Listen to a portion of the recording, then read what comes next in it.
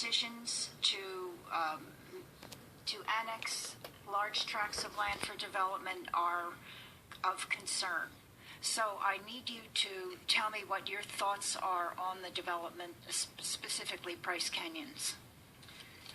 That did come before us. It was not approved.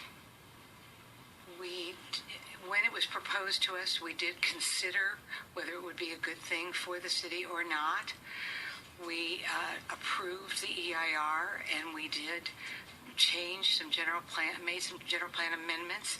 So in case there was any development in Bryce Canyon, we used the EIR as a basis to make those changes.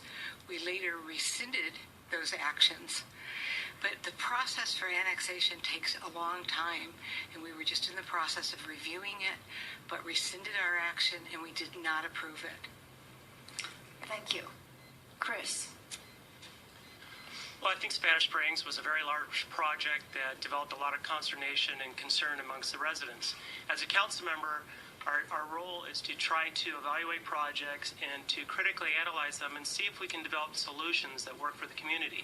In this case with Bryce Canyon, when the applicants came before the City Council for authorization to prepare an EIR, I in particular said, no, before you need to do that, you need to develop a constraints analysis to look at the environment, identify what your circulation points are, what your water supply is, and then develop a project description or project that would support or be consistent with that.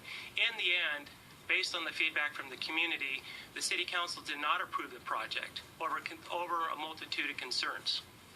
In particular, water supply. The applicant did propose developing recycled water so that they would offset their water use and not endanger and impact the city's water supply. But ultimately, this is a project that is now going to go before the voters for their decision. The council tried. We tried to make it work. Obviously, there's a lot of concerns.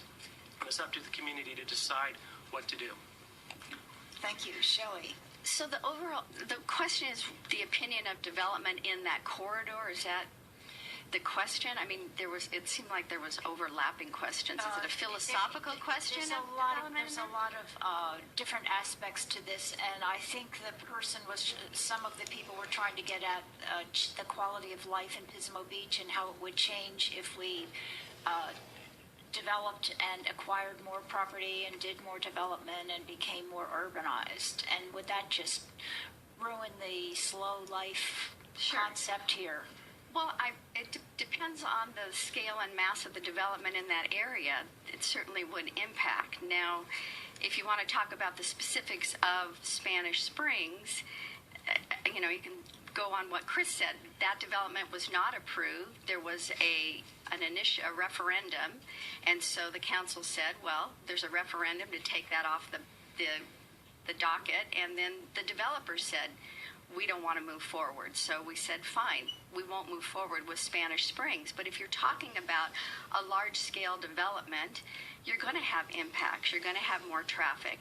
So you can't approve a development out there unless you look at traffic and water. And we never got that far. All we got was the beginnings of the presentation from the developer and public comment. So unless you can sit down and look at a development and all of the impacts and what it's going to look like, you can't make a decision on the total impacts of your quality of life. And I think we need to preserve a good quality of life here in Pismo Beach.